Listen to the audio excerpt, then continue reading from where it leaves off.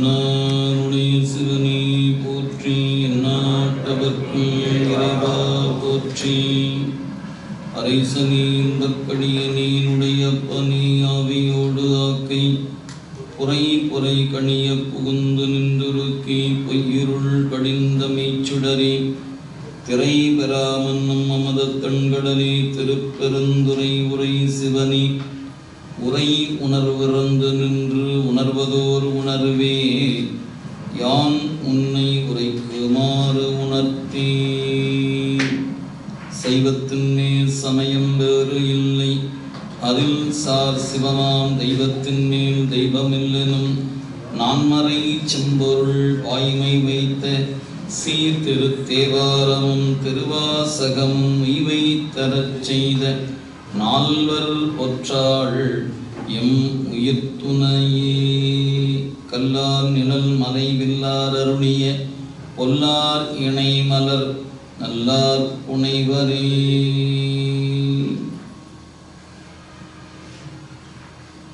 இல்லாமல்ல மாதொரு பாகம் நோக்கி மண்ணு சிற்றம்பலத்தை ஆதியும் முடிவும் இல்லா அற்புத கூத்தாடுகின்ற சிவகாம சுந்தரி அம்மையுடனாகி ஞானப்பெருங்கூத்தருடைய பெருங்கருணை தரத்தினாலும் அந்த பெருமக்களாகிய நாயன்மாருடைய குருவருளாலும் சிங்கப்பூரில் சைவ சித்தாந்த செந்நெறியை தொடர்ந்து சிந்திக்கின்ற வாய்ப்பு கிடைக்கப்பெற்றிருக்கிறது. அவ்வகையிலே குருவருடையும் திருவருடையும் மனம் மொழி மெய்களாலே வணங்கி மகிழ்ந்து அடிநாயேன் செந்நெறியில் ஆற்றுப்படுத்திய அருகுருநாதருடைய திருவடிகளையும் ஆசிரியர் பெருமக்களுடைய திருவடிகளையும் இந்த இனிய நேரத்தில் மனமொழி மெய்களாலே வணங்கி வருகை தந்திருக்கின்ற அடியார்கள் அனைவருடைய திருவடிகளுக்கும் பணிவான வணக்கங்களை உரித்தாக்கி கொண்டு, அன்பர்களே, நாம் கடந்த வகுப்பு வரை நமக்கு 9ஆம் நூற்பா வரை நாம் சிந்தித்து நிறைவு செய்திருக்கிறோம்.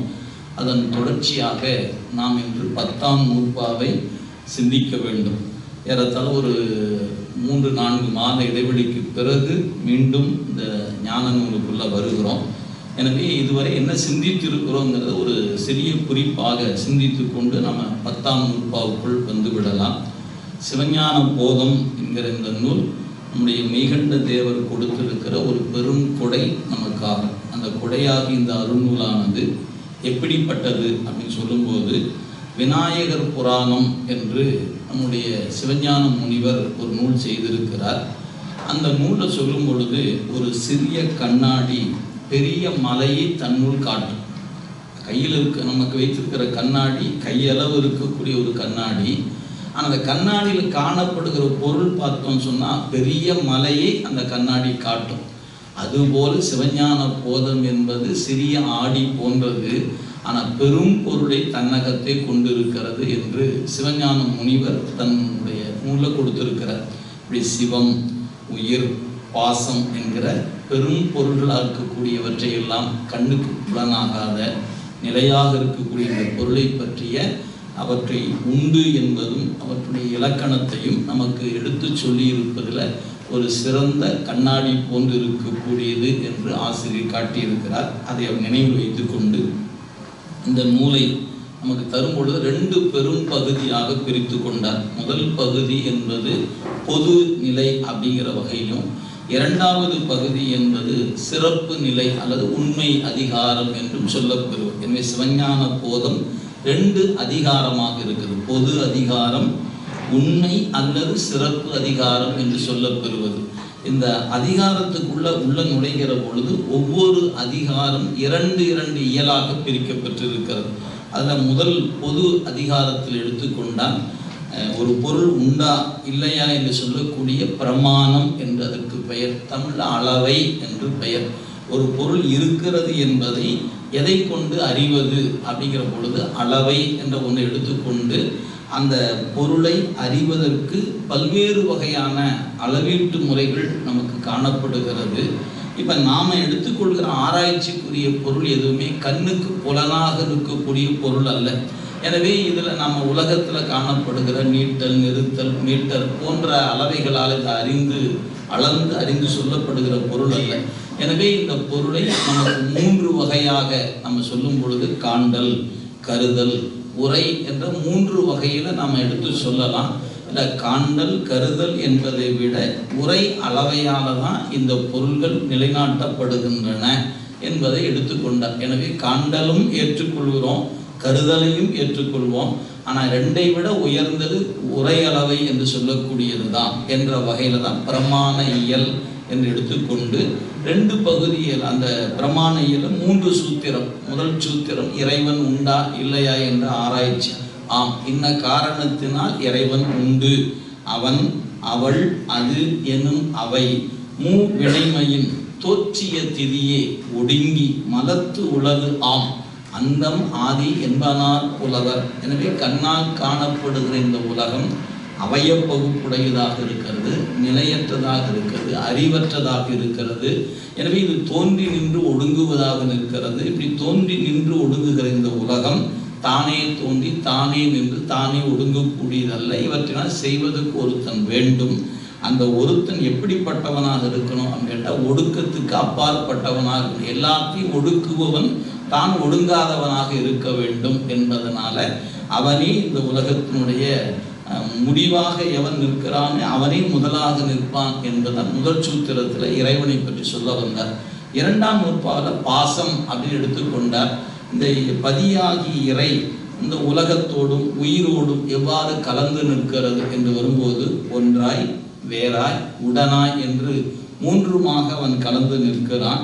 அப்படிப்பட்ட அந்த பாசத்தில் கலந்து நிற்கிற அந்த இறை என்கிற பொருள் இந்த உலகத்தில் தன் சக்தியை கொண்டு அந்த சக்தியை விட்டு நீங்காதவனாக நிற்கிறான். எனவே அந்த ஆதி என்று சொல்லக்கூடிய வகையில் அவனுடைய சக்தியாகிய திரோதான சக்தி இடத்துல நீங்காது நிற்கிறான். மற்ற பொருளிடத்துல ஒன்றாய், வேறாய், உடனாய் நிற்கிறான். இருவினை என்பது ஆணை வழி வரும் என்றும் நமக்கு அறிவுறுத்தப்பட்டது. எனவே 2ஆம் நூற்பால அவையே தானேயாய் இருவினையில் போக்குவரவு புரிய ஆணையில் நீக்கமர நிற்குமன்றே என்று பாசத்தினுடைய நிலையை உண்டு என்று நிரூபிக்கின்றார் மெய்கண்ட தேவநாயனார்.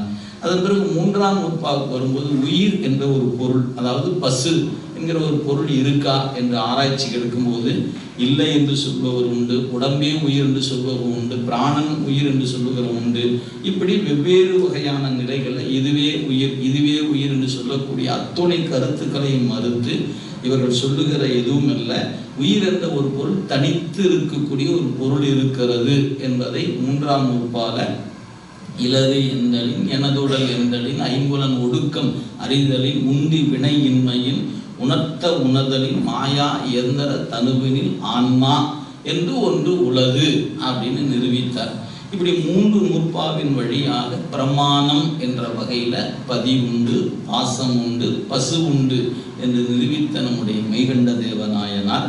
அதுக்கு அடுத்த 2வது இயல் என்பது இலக்கண இயல். எது உண்டுன்னு சொன்னாலும் அதுக்கு இலக்கணம் சொல்லணும்.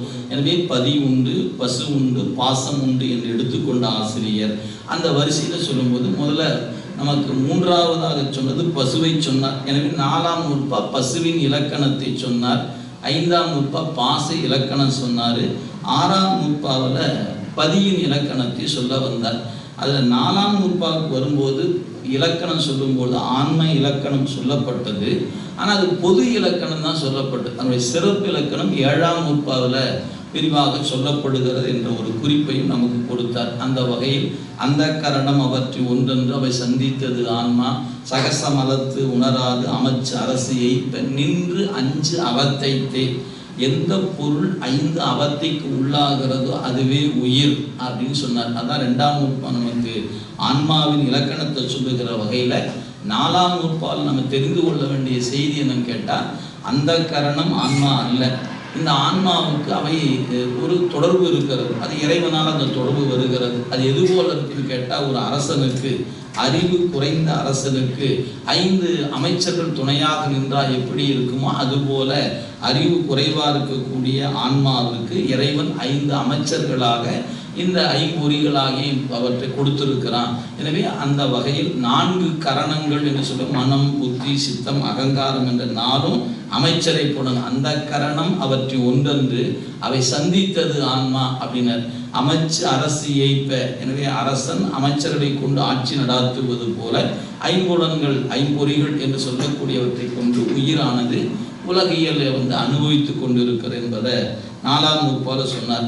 பிறகு 5ஆம் நூற்பாவுக்கு செல்லுகிற பொழுது இந்த பாச இலக்கணம் சொல்லணும். அந்த வகையில் மெய்வாய்க்கண் மூக்கு செவி அளந்து அறிய ஆங்கவை போல தாம் தம் தமி உணர்வின் காந்தம் கண்ட பசாசத்தவையினர். பாசம் என்கிற பொருள் அறிவற்றது, தானா இயங்காது. அது எப்படி இயங்குகிறது அப்படின்னு கேட்டால், காந்தத்தின் முன்பு இரும்பு ஈர்த்தல் முதலானவற்றை செய்வது போல இறைவன் சன்னதியில இந்த பாசங்கள் இயங்குகின்றன. எனவே பாசப்பொருள்கள் அறிவற்றவை. எதுபோல கண்ணு காது மூக்கு போன்ற கருவிகள் காணுவது போல இருந்தாலும் கூட அவை சடப்பொருள், தானா காணாது. எனவே அது காணணும்னா அது கூட உயிர் கூட இருக்கணும் என்று கருதுவது போல இங்கு அந்த 5 கருவிகள் சடப்பொருள், அது செயல்படுவது என்பது காந்தத்தின் முன்னிலை இரும்பு செயல்படுவது போல என்று ஆன்மாவினுடைய பாசத்தினுடைய இலக்கணத்தை சொல்ல வந்தார். பிறகு 6ஆம் நூற்பாவுக்கு வரும்பொழுது ஆன்ம இலக்கணம், பதியின் இலக்கணம் சொல்லணும். அது காணுகிற பொருளா காண முடியாத பொருளா? காணுகிற பொருள் அழிந்து போயிடும், காணவே முடியாத பொருள் இல்லாத பொருளாயிடும். இது காணுகிற பொருளும் அல்ல, காணவே முடியாத பொருளும் அல்ல. அப்போ ஒரு வகையில் காணலாம், ஒரு வகையில் காண இயலாது என்பதனால இந்த 6ஆம் நூற்பாவில் சொல்லும் பொழுது பதியின் இலக்கணம் என்பது சிவசக்தி என அறியப்படக்கூடிய பொருளாக இருப்பது. ஆக ஒருவாற்றால் அறியப்படாத பொருள் ஒருவாற்றால் அறியப்படுகிற பொருளாக இருப்பதனால இதை 2 வகையும் இசைக்கும் மண்ணுலகு என்று சொன்னார். இது சித்து மன்று அசத்து மன்று. எனவே ரெண்டு வகையாலும் இருக்கக்கூடிய வகையில பார்க்கும்போது சித்து பொருள் இருக்கிறது, அசத்து பொருள் இருக்கிறது. சித்துக்கு அசத்து தேவையில்லை, அசத்துக்கு சித்து தேவையில்லை. எனவே இது உருவ பொருளாக இல்லாம அருவ பொருளாக இப்படி பலவாறு அந்த இலக்கணம் பேசுகிற வகையில் 6ஆம் நூற்பாவில் பதியின் இலக்கணத்தை சொன்னார். 7ஆம் நூற்பாவுக்கு வரும்போது தான் இந்த இதுவரைக்கும் படித்த 3 நூற்பாவில் 3 செய்தி நம்ம படித்திருக்கிறோம். பதியின் இலக்கணம், பசுவின் இலக்கணம், பாசத்தின் இலக்கணம் எல்லாம் வைத்து பார்க்கும் பொழுது முடிவாக என்ன தெரிகிறது என்று சொல்லும்போது, பதிக்கு பாசம் தேவையில்லை, பாசத்துக்கு பதி தேவையில்லை. ஏன்னா பதி நிறைவாக இருக்கக்கூடிய பொருள், எந்த தேவையும் இல்லாத ஒரு பொருள், ஃபுல் என்று சொல்லக்கூடிய முழு நிறைவாக இருக்கக்கூடிய பூரணம் என்று சொல்லக்கூடிய பொருளாக இருக்கிறது. பாசமும் அறிவே இல்லாத பொருளாக இருக்குது. அறிவில்லாத பொருள் எந்த காலத்தும் பதியை அறியாது. அறிவே வடிவமான இறைவனுக்கு பாசத்தை அறிய வேண்டிய அவசியமோ, அறிந்து கூட வேண்டிய அவசியமோ, அறிந்து நீங்க வேண்டிய அவசியமோ அவனுக்கு எந்த காலத்தும் இல்லை என்பதனால அவன் பாசத்தை அறிய வேண்டிய அவசியம் இல்லாமல் போயிற்று. எனவே இதுக்கு அது தேவையில்லை, அதுக்கு இது தேவை. அப்ப 2 பொருளுக்கு எது தேவை அப்படி வரும்பொழுதுதான் பாரிசேட அளவையினால 3ஆவதா இருக்கிற பசுவுக்கே பாசமும் தேவை, பதியும் தேவை என்று சிறப்பிலக்கணம் பேசப்பட்டது. இப்படி 7 நூற்பா வரை நமக்கு எடுத்து காட்டினர். அப்போ முதல் 6 நூற்பாவை பொது அதிகாரம் என்று வைத்துக்கொண்டு பிரமாணம் இலக்கணம் சொன்னவர். அடுத்து வரும் பொழுது 3ஆவது இயலுக்கு வரும்போது சாதனை இயல் என்று தொடங்குகிறது. 7ஆம் நூற்பாவில் சாதனை இயல் தொடங்குகிறது. உண்மையிலேயே சாதனை 8ஆம் நூற்பாவில் தொடங்குகிறது. 7ஆம் நூற்பாவில் சாதனை செய்ய வேண்டிய பொருள் எது என்று எடுத்துக்கொண்டார். பதிக்கு சாதனை தேவையில்லை, அது நிறைவான பொருள் என்பதனால. பாசம் சாதனை செய்யாது, அறிவில்லாத பொருள் என்பதனால. இந்த 2ஐயும் அறிகிற பொருள் எதுவோ அதுக்குத்தான் சாதனை தேவைப்படுகிறது. சரி, சாதனைன்னா என்ன அப்படின்னு கேட்டா, பசுவாகிய பொருள் பாசத்தை விட்டு பதியை பெறுவதே சாதனை. இதான் சாதனை. நீங்க சாதனை அப்படின்னு சொன்னா நமக்கு உயிருக்கான சாதனை என்பது பதியாகிய இறையை பெறுவதே உயிருக்கான சாதனை என்று சொல்லப்பட்டது. சரி, அப்படி சாதனை பண்ணணும்னு இப்ப முடிவு பண்ணப்பட்டது உயிர். எப்படி சாதிப்பதுனர்? நீ சாதிக்க வேண்டும் என்றால் தவம் செய்ய வேண்டும். தவம் செய்து கொண்டு வந்தால் தவத்தின் பயனாக குரு வருவார். குரு வந்து உனக்கு உபதேசம் செய்வார். உபதேசத்தின் வழிதான் நீ உன்னை அறிந்து கொள்ள முடியும். நீ உன்னை அறிந்து கொள்ள முடிகிற பொழுது நான் இதுகாரும் பாச கூட்டத்திலேயே இருந்து விட்டேனே என்று அந்த நினைப்பும், இந்த பாசத்தை விட வேண்டும் என்கிற வேட்கையும், பதியை பெற வேண்டும் என்கிற வேட்கையும் உயிரிடத்துல நிகழும். அப்படி நிகழுகிற பொழுது குரு வந்து உபதேசம் செய்தால் தான் அது நிகழும். அதைத்தான் நமக்கு 8ஆம் நூற்பாவில் சொல்லும் பொழுது சாதனை வந்து உண்மையிலேயே தொடங்குவது 8ஆம் நூற்பாவில் தான். ஐம்புல வேடரின் அயந்தனை வளர்ந்தன தம் முதல் குருவுமாய் தவத்தை உணர்த்த விட்டு அந்நியமின்மையின் அறங்கலல் செலும் என்பதனால குரு வருவார். தவம் செய்தால் குரு வருவார். குரு எங்கிருந்து வருகிறார்? நெஞ்சுக்குள் இருந்தவன் தான் முன்னே வருவான். அப்படி வருகிறவன் என்ன சொல்லுவான்? இதுகாரும் பாசத்தை நீ அழுந்தி இருந்தாய் என்று உயிருக்கு அறிவுறுத்துவான். உணர்ந்த உயிர்கள் தவத்தின் அடிப்படையில் அந்த தவ வலிமையுடைய உயிர்கள் குரு சொன்ன உடனே பாசத்தை விட்டுட்டு பதியை நோக்கி சென்று விடும். அப்படி பக்குவம் இல்லாத உயிர்கள் நீங்கள் சொல்கிறத என்னால் இன்னும் உணர முடியல, எனக்கு நீங்கள் சொல்கிறத கேட்கத்தான் தோணுது, இன்னும் விட முடியல, நான் என்ன பண்ணட்டும் அப்படின்னு நினைக்கிற உயிர்களுக்கு தான் 9, 10, 11, 12. அப்போ குருநாதன் உணர்த்திய மாத்திரத்தில் ஞானம் பெறுகிற உயிர்களும் உண்டு. உணர்த்திய பிறகும் ஞானம் பெறாம படிநிலைகளில் உணர்கிற உயிர்களும் உண்டு. நாமெல்லாம் படிநிலைகளில் உயிர்கிற உயிர் என்பதனால நமக்கு தான் 8, 9, 10, 11, 12 நமக்கு தான் தேவைப்படுகிறது. உயர்ந்த ஞானம் பெற்றவர்களுக்கு குருவினுடைய பார்வையிலேயே அந்த நிறை ஞானத்தை அவர்கள் பெறுகிறார்கள். அவங்க உணர்த்தும் போதே உணர்கிறார்கள். உணர்ந்தவங்க விட்டுட்டு அப்பவே திருவடி நோக்கி செல்லுகிறார்கள் என்பதுதான் சாத்திரத்தை நம்ம பார்க்கிறோம், வரலாறுகளையும் நம்ம பார்க்கிறோம். அப்படி 8ஆம் நூற்பால குரு வருகிறார், உபதேசம் செய்கிறார், பாசத்தை விடுவதற்கு விடணும்னு சொல்லுகிறார். எப்படி விடுவது குருநாதா அப்படின்னு கேட்கும்போதுதான் 9ஆம் நூற்பாவில் ஊனக்கண் பாசம் உணரா பதியை ஞானக்கண்ணீர் சிந்தை நாடி உரா துணை தேர்த்தென பாசம் உருவ தன் நிழலாம் பதி விதி என்னும் அஞ்செழுத்தே என்ற 9ஆம் நூற்பாவில் நமக்கு ஒரு உபாயம் சொன்னார். அதாவது ஒரு சிற்பத்தை பார்க்கிறோம், அது வரையப்படுமானால் அது ஓவியமாக பார்க்கிறோம். இந்த ஓவியத்தை பார்க்கும்போது சித்திரம் என்று காணுகிற பொழுது அதை தாங்கி நிற்கக்கூடிய ஒரு துணியோ அல்லது ஒரு சுவரோ நம்ம அறிவுக்கு புலப்படுவதில்லை. அந்த சுவர் தான் இதை தாங்கி நிற்கிது அப்படின்னு சுவராக பார்க்கும்போது ஓவிய பொருள் மறைந்து போகிறது. எனவே நீ காணுகிற பொருளை நீ காணுவது ஊனம் காரணமாக, பாச சார்பு காரணமாக நீ காணுகிறாய். பதியினுடைய அருள் கிடைத்து அருளால் நீ நோக்குவாயானால் இவை இன்னது இன்னது என்று உன் அறிவுக்கு திருவருள் உணர்த்தும். எனவே அறிந்து நீங்கிற வாய்ப்பு உனக்கு அமையும் என்பதைத்தான் 9ஆம் நூற்பால எடுத்துக்கொண்டு இதுதான் உனக்கான உபாயம். நீ உன் அறிவால் அறிவதெல்லாம் அறிவற்றது, அவன் அருளால் அறிவது தான் அருளுக்குரியதாக இருப்பது. எனவே நீ எதை எதை அறிந்திருக்கிறாயோ அதெல்லாம் ஊனம் சம்பந்தப்பட்டது, அவன் அருளால் பெறுவது தான் ஞானம் சம்பந்தப்பட்டது. எனவே இறைவனை ஞான கண்ணில் தான் காணணும். எங்கே காண்பது? உன்னுக்குள்ள காண் அப்படின்னார். எனவே ஆன்மாவினுள் அவனை தேடணும், அவனை வெளியே தேடுவதில்லை, அவன் உன்னுள் இருக்கிறான். எனவே உன்னுள் இருப்பவனை அவன் அருள் கொண்டு தேடும். நம்ம அறிவு கொண்டு தேடுனா நமக்குள் இருப்பவனை நாம் காண முடியாது என்பதைத்தான் 9ஆம் நூற்பாவில் அறிவுறுத்தினார். அப்படி தேடுவதற்கு உபாயமாகத்தான் கடைசி அதிகரணத்துல விதி என்னும் அஞ்செழுத்தேன்னு சொன்னார். அப்ப அந்த விதி என்னும் அஞ்செழுத்தே என்று சொல்லும் பொழுது அஞ்செழுத்து மந்திரத்தால நெஞ்சத்தாமல் வைத்து பூசை பண்ண வேண்டும். அஞ்செழுத்து மந்திரத்தால நாவியில வச்சு வேள்வி செய்ய வேண்டும். அஞ்செழுத்து மந்திரத்தை கொண்டு புருவ மத்தியில தியானிக்க வேண்டும்.